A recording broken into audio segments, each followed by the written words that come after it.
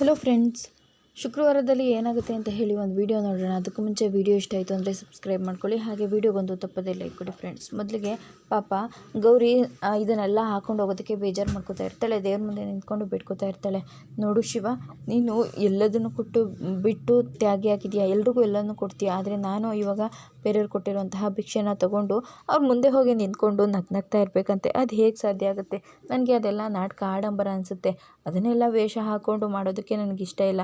ಒಂದು ಸಲ ಮುಸುಕು ಮುಚ್ಚಿದ್ದಕ್ಕೆ ಇವತ್ತು ನನ್ನ ಜೀವನ ಈ ಥರ ಪರಿಸ್ಥಿತಿಗೆ ಬಂದಿದೆ. ಮತ್ತು ಇವಾಗ ಅದೇ ಥರ ಮುಸುಕಾಕೊಂಡು ಹೋಗೋದಕ್ಕೆ ನನಗಿಷ್ಟ ಇಲ್ಲ. ಈಗ ಇವ್ರು ಕೊಟ್ಟಿರೋ ಬಟ್ಟೆ ಒಡವೆಗಳು ಇದನ್ನೆಲ್ಲ ನಾನು ಹಾಕೋಬೇಕಾ, ಅಥವಾ ಹಾಕೊಳ್ದೆ ಹಾಗೆ ಇರಬೇಕಾ? ಹಾಕ್ಕೊಂಡ್ರೆ ನಾನು ಇದನ್ನೆಲ್ಲ ಒಪ್ಕೊಂಡಿದ್ದೀನಿ, ನಾನು ಮಾಡಿರೋದು ಇದಕ್ಕೆ ಅನ್ನೋ ಥರ ಆಗುತ್ತೆ. ನಾನು ಇದನ್ನೆಲ್ಲ ಒಪ್ಕೊಂಡು ಹಾಕ್ಕೊಂಡು ಹೋಗಿಲ್ಲ ಅಂತಂದರೆ ಅವ್ರಿಗೆಲ್ಲ ಮರ್ಯಾದೆ ಹೋಗುತ್ತೆ. ಇದನ್ನೆಲ್ಲ ನಾನು ಹೇಗೆ ಹಾಕ್ಕೊಳ್ಳಿ? ನಿನಗೆ 3 ಕಣ್ಣಿದೆ. ಯಾವುದಾದ್ರೂ ಒಂದು ಕಣ್ಣಲ್ಲಿ ನನ್ನ ಕಷ್ಟನ ನೋಡಿ ನೀನು ಇದನ್ನೆಲ್ಲ ನನಗೆ ಬಗೆಹರಿಸ್ಕೊಡ್ಬಾರ್ದಾ? ನೀನು ತಾನೇ ಯಾಕೆ ನೋಡ್ತೀಯ ಹೇಳು? ನೀನು ಎಲ್ಲನೂ ತ್ಯಾಗ ಮಾಡಿರೋನು, ನೀನೇ ಹೊಸ ಉಡುಪುಗಳನ್ನ ಹಾಕೊಳ್ಳೋದನ್ನು ಬಿಟ್ಟಿರೋನು, ನನಗಿದನ್ನೆಲ್ಲ ಹಾಕು ಅಂತ ಹೇಳ್ತೀಯಾ? ಇವಾಗ ಏನು ಮಾಡಬೇಕು ಅಂತ ಗೊತ್ತಾಗ್ತಾ ಇಲ್ವಲ್ಲ ಅಂತ ಹೇಳಿ ಒದ್ದಾಡ್ತಾ ಇರ್ತಾಳೆ. ಇದನ್ನೆಲ್ಲ ವಿವೇಕ್ ಕೇಳಿಸ್ಕೊಂಡ್ಬಿಡ್ತಾನೆ. ಓ, ಏನು ಇನ್ನೂ ಇದನ್ನೆಲ್ಲ ಹಾಕ್ಕೊಂಡಿಲ್ವ ನೀನು? ಇಲ್ಲ, ಹಾಕ್ಕೊಳ್ಳಲ್ಲ. ಯಾಕೆ ಹಾಕ್ಕೊಳ್ಳಲ್ಲ? ಯಾಕೆ ಹಾಕ್ಕೋಬೇಕು? ಯಾಕೆ ಅಂದರೆ ರಿಸೆಪ್ಷನಿಗೆ ಎಲ್ಲರೂ ಬಂದಾಗಿದೆ. ಇವಾಗ ಎಲ್ಲರೂ ಮುಂದೆನೂ ನೀನು ಬಂದು ನಿಂತ್ಕೋಬೇಕು. ನಿಮ್ಮ ಪಕ್ಕ ಬಂದು ನಾನು ಏನಂತ ನಿಂತ್ಕೊಳ್ಳಿ? ನೀವು ನನ್ನ ಹೆಂಡತಿ ಅಂತ ಪರಿಚಯ ಮಾಡ್ಕೊಳ್ತೀರಾ, ಅಥವಾ ಮನೆ ಕೆಲಸದವಳು ಅಂತ ಪರಿಚಯ ಮಾಡ್ಕೊಳ್ತೀರಾ? ಈ ವೇಷದ ಮುಸ್ಕೆಲ್ಲ ಹಾಕ್ಕೊಂಡು ಹೋಗೋದಕ್ಕೆ ನನಗೆ ತಯಾರಿಲ್ಲ. ಹೌದೌದು, ಮುಚ್ಕೊಂಡು ಬಂದು ನನ್ನ ಯಾಮಾರಿಸೋದಕ್ಕೆ ತಯಾರಾಗಿರ್ತೀಯ, ಆದರೆ ಇದನ್ನು ಹಾಕೊಳ್ಳೋದಕ್ಕೆ ತಯಾರಿಲ್ಲ ಅಲ್ವಾ? ನೀವಿವಾಗ ಆಡಂಬರದನ್ನೆಲ್ಲ ಹಾಕ್ಕೊಂಡು ಮಾಡ್ತಾ ಇರೋ ನಾಟಕ ಕೂಡ ವೇಷನೇ. ನೋಡು, ನೀನೀಗ ಬರಲೇಬೇಕು ಅಷ್ಟೇ. ನೀನು ಬರ್ತೀಯಾ? ಅದು ಸರಿ, ನಿಮ್ಮಮ್ಮ ಬರಲ್ಲ ತಾನೆ? ಅವ್ರೇನಾದರೂ ಬಂತು ಅಂತಂದರೆ ನಾನು ಇನ್ನೊಂದು ಮುಖನ ನೀನು ನೋಡಬೇಕಾಗತ್ತೆ ಅಂತ ಹೇಳಿ ಬೈದ್ಬಿಡ್ತಾನೆ. ಪಾಪ ಇವಳು ಬೇಜಾರು ಮಾಡಿಕೊಂಡು ನಿಂತ್ಕೋತಾಳೆ. ಈ ಕಡೆ ನೋಡಿದ್ರೆ ಕಾಂತ ಅವ್ರ ಅಕ್ಕ ಇಬ್ಬರು ಬಂದಿರ್ತಾರೆ. ಸದ್ಗುಣ ಗೌರಿ ದೊಡ್ಡಮ್ಮನಿಂದ ಬಿದ್ದುಬಿಟ್ಟಿರ್ತಾನೆ. ವಾವ್, ಫಾರಿನ್ ಲೇಡಿ ಹೆಂಗಿದ್ದಾರೆ, ಹೆಂಗಾದರೂ ಮಾಡಿ ಇವ್ರನ್ನ ಕ್ಯಾಚ್ ಹಾಕೊಬೇಕು ಅಂತ ಹೇಳಿ ಅವ್ರ ಹಿಂದಿಂದನೇ ಹೋಗ್ತಾ ಇರ್ತಾನೆ. ನೋಡಿ, ನಾನು ನಿಮಗೋಸ್ಕರ ಈ ಫ್ಲವರ್ ತಂದಿದ್ದೀನಿ, ನಿಮ್ಮಂಥ ಲೇಡಿಗೆ ನಾನೇ ಜೋಡಿ ಅಂತ ಹೇಳಿ ಕೊಡ್ತಾ ಇರ್ತಾನೆ. ಈ ಫ್ಲವರ್ನ ನನ್ನ ಕೈಲಿ ಕೊಟ್ಟೆ, ಎಲ್ಲ ಓಕೆ. ಇದು ಬೊಕ್ಕೆ ಆಗಿದ್ರೆ ಒಂದು ಗಾಡಿ ಮೇಲೆ ಇಡ್ಬೋದು, ಇಲ್ಲ ಅಂತ ಅಂದರೆ ನೀನು ಬಾಡಿ ಮೇಲೆ ಇಡ್ಬೋದು ಅಂತ ಹೇಳಿ ಹೋಗ್ಬಿಡ್ತಾರೆ. ಏನೇ ಆಗಲಿ, ಫ್ಲವರ್ನ ಈ ರೀತಿ ಪನ್ನೀರ್ ಥರ ಬಿಸಾಕಿದ್ದೀರಿ ಅಂತಂದರೆ ನಿಮ್ಮನ್ನು ಬಿಡೋ ಮಾತೇ ಇಲ್ಲ, ನೀವೇ ನನಗೆ ಜೋಡಿ ಅಂತ ಹೇಳಿ ಅವ್ರ ಹಿಂದೆನೇ ಹೋಗ್ತಾ ಇರ್ತಾನೆ. ಈ ಕಡೆ ನೋಡಿದ್ರೆ ಪಾಪ ಕಾಂತ ಕೂಡ ಜೋಕರ್ ವೇಷ ಹಾಕ್ಕೊಂಡು ಇದು ಮಾಡ್ತಾ ಇರ್ತಾಳೆ. ಅಕ್ಕ ಅಕ್ಕ ಅಂತ ಹೇಳಿ ಓಡ್ಬಂದಿಬ್ರು ತಪ್ಕೊಂಡು ಮಾತಾಡ್ತಾ ಇರ್ತಾರೆ. ಅದೇ ಟೈಮಿಗೆ ಅನಿಕೇತ್ ಕೂಡ ಬರ್ತಾನೆ. ಅಲ್ಲಿ ನಿಂತ್ಕೊಂಡು ಮಾಡಿರೋ ಡೆಕೋರೇಷನ್ ಎಲ್ಲ ನೋಡ್ತಾ ಇರ್ತಾನೆ. ವಾ, ತುಂಬ ಚೆನ್ನಾಗೇ ಮಾಡಿದ್ದಾನೆ. ಇದನ್ನೆಲ್ಲ ಹಾಳು ಮಾಡಬೇಕಲ್ಲ, ನಮ್ಮ ಅಮ್ಮಂಗೆ ಹೊಡೆದು ಇವರೆಲ್ಲ ನೆಮ್ಮದಿಯಾಗಿ ಇದನ್ನೆಲ್ಲ ಮಾಡ್ಬೋದು ಅಂತ ಅಂದ್ಕೊಂಡಿದ್ದಾರಾ? ಇವ್ರು ಸಂತೋಷವಾಗಿರೋದಕ್ಕೆ ಯಾವುದೇ ಕಾರಣಕ್ಕೂ ನಾನು ಬಿಡಲ್ಲ ಅಂತ ಹೇಳಿ ಕೋಪ ಮಾಡ್ಕೋತಾ ಇರ್ತಾನೆ. ಇವರಿಬ್ಬರು ಮಾತಾಡ್ಕೋತಾ ಇರೋದನ್ನ ನೋಡಿ ನೀವು ಅಂತ ಹೇಳಿದಾಗ ನಾವು ಜೋಕರ್ ಅಂತ ಹೇಳಿ ಹೇಳ್ತಾನೆ. ನೀವು ಜೋಕರಾ? ನಿಮ್ಮನ್ನೆಲ್ಲೋ ನೋಡಿದ್ದೀನಲ್ಲ. ಅಯ್ಯೋ, ನೀವು ನಮ್ಮನ್ನು ನೋಡೋದಕ್ಕೆ ಸಾಧ್ಯನೇ ಇಲ್ಲ. ನಿಮ್ಮ ಮಾತೆಲ್ಲ ಕೇಳಿದ್ದೀನಲ್ಲ. ಅಯ್ಯೋ, ನಾವು ಇದಕ್ಕೂ ಮುಂಚೆ ಮಾತಾಡೇ ಇಲ್ಲ ಅಂತ ಹೇಳಿ ಹೇಳ್ತಾ ಇರ್ತಾರೆ. ಅಷ್ಟರಲ್ಲಿಗೆ ಕವಿ ಬರ್ತಾನೆ. ಬಂದ ತಕ್ಷಣವೇ ಯಾಕೋ ಅನಿಕೇತ್ ಈ ಥರ ಇವ್ರನ್ನ ಪ್ರಶ್ನೆ ಮಾಡ್ತಾ ಇದೆಯಾ? ಇವ್ರನ್ನ ಕರೆಸಿರೋದು ನಾನೇ. ಈ ಥರ ಇಂಟ್ರಾಗೇಷನ್ ಮಾಡಿದ್ರೆ ಅವ್ರಿಗೆ ಭಯ ಆಗೋದಿಲ್ವಾ? ನೋಡು, ಫಂಕ್ಷನಲ್ಲಿ ಸ್ವಲ್ಪ ಎಂಟರ್ಟೈನ್ಮೆಂಟ್ ಇರಲಿ ಅಂತ ಹೇಳಿ ಅವ್ರನ್ನ ನಾನು ಕರೆಸಿದ್ದೀನಿ, ಹೋಗು ನೀನು. ಅಲ್ಲ, ಇವ್ರು ಹೇಳಿದ್ದು ಮ್ಯಾನೇಜರ್ ಕರೆಸಿದ್ರು ಅಂತ ಹೇಳಿ. ಸದ್ಗುಣ, ಬಾಯ್ಲಿ, ನೀನು ಕರೆಸ್ತೀಯ ಅಂತ ಹೇಳಿದಾಗ, ಅಯ್ಯೋ ನಾನಲ್ಲ, ನಾನು ಹೇಳ್ತಾ ಇದ್ದೀನಲ್ವಾ ನಿಕೇತ್, ನಾನು ಕರೆಸಿದ್ದು ಅಂತ ಹೇಳಿ ಮತ್ತ್ಯಾಕೆ ಅವನನ್ನು ಕೇಳ್ತಾ ಇದೆಯಾ ಅಂತ ಹೇಳಿದಾಗ, ನೀನು ಕರೆಸಿದ್ದ? ನಾನೆಲ್ಲೋ ಹೇಗೆ ಅಂತ ಕನ್ಫ್ಯೂಸ್ ಆಯಿತು. ನೋಡು, ಇವಾಗ ಫಂಕ್ಷನ್ ನಡೀತಾ ಇದೆ ಅಲ್ವಾ, ಎಲ್ಲರನ್ನೂ ಅಟೆಂಡ್ ಮಾಡಿ ಹೋಗು ಅಂತ ಹೇಳಿ ಕಳಿಸ್ತಾರೆ. ಹಬ್ಬ ಬಚಾವದ್ವಿ ಅಂತ ಹೇಳಿ ಇಬ್ಬರು ನಿಂತಿರ್ತಾರೆ. ನೋಡಿ, ನೀವು ಇಲ್ಲಿಗೆ ಯಾಕೆ ಬಂದಿದ್ದೀರಾ ಅಂತ ನಂಗೆ ತುಂಬ ಚೆನ್ನಾಗಿ ಗೊತ್ತಿದೆ ಅಂತ ಹೇಳಿದ ತಕ್ಷಣ ಶಾಕ್ ಆಗ್ತಾರೆ. ನೀವು ಅದಕ್ಕೆ ನಾವು ಫಂಕ್ಷನಲ್ಲಿ ನೋಡಿ ಖುಷಿ ಪಡಬೇಕು ಅಂತ ಬಂದಿದ್ದೀರಲ್ವಾ? ನನಗೆ ಗೊತ್ತು ನೀವು ಇದಕ್ಕೆ ಬಂದಿರೋದು ಅಂತ ಹೇಳಿ. ದೂರದಲ್ಲಿ ಇಲ್ಲೇ ಎಲ್ಲಾದರೂ ನಿಂತ್ಕೊಂಡು ನೀವು ನೋಡಿ ಖುಷಿಪಡಿ, ಹಾಗಂತ ಯಾರ ಕಣ್ಣಿಗೂ ಕಾಣಿಸ್ಕೋಬೇಡಿ. ಯಾಕಂದರೆ ಇಲ್ಲಿ ನಡೆಯೋದು ಬೇರೆಯೇ ಆಗೋಗ್ಬಿಡುತ್ತೆ. ಅವಮಾನ ಆಗೋದು ನಿಮಗೆ ಮಾತ್ರ ಅಲ್ಲ, ಅದಕ್ಕೆಗೂ ಕೂಡ ಆಗುತ್ತೆ. ದಯವಿಟ್ಟು ಎಲ್ಲಾದರೂ ದೂರದಲ್ಲಿ ನಿಂತ್ಕೊಂಡು ಬೇಗ ಹೊರಟೋಗ್ಬಿಡಿ. ತುಂಬ ಥ್ಯಾಂಕ್ಸ್ ಕಣಪ್ಪ, ಹಾಗೆ ಮಾಡ್ತೀವಿ ಅಂತ ಹೇಳಿ ಹೇಳ್ತಾರೆ.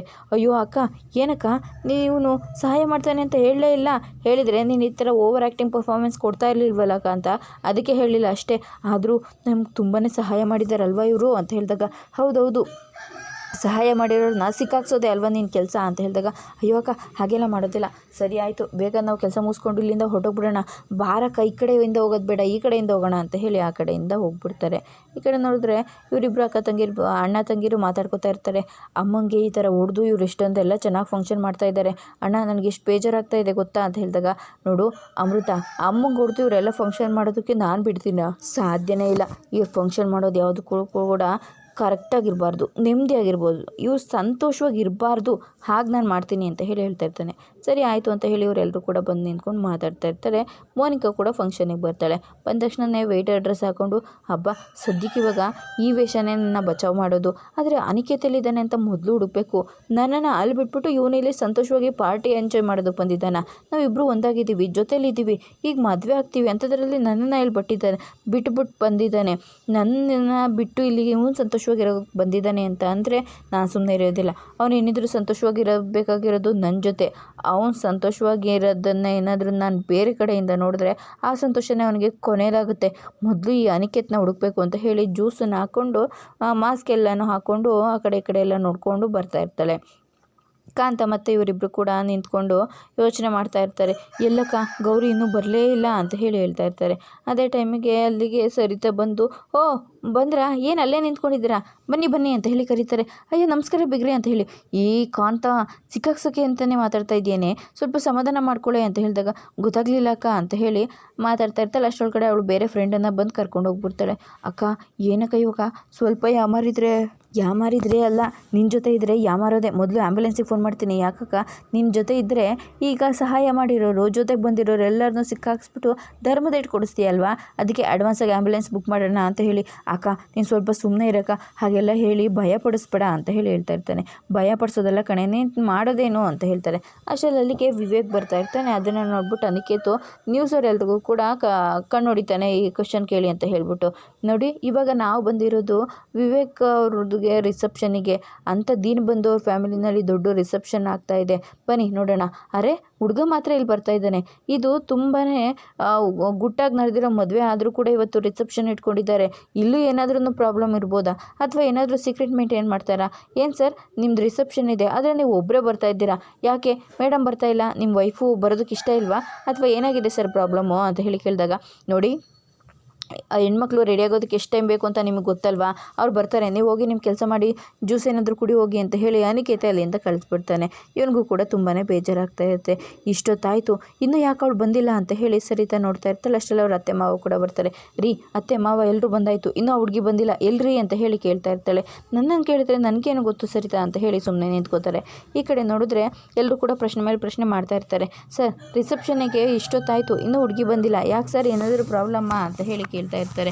ಆಗ ನೋಡಿ ಇದು ನನ್ನ ಪರ್ಸ್ನಲ್ ವಿಚಾರ, ಇದ್ರ ಬಗ್ಗೆ ಎಲ್ಲ ಮಾತಾಡೋದು ನನಗೆ ಇಷ್ಟ ಆಗೋದಿಲ್ಲ ಅಂತ ಹೇಳಿ ಅವನು ಕೂಡ ಬೈತಾ ಇರ್ತಾನೆ.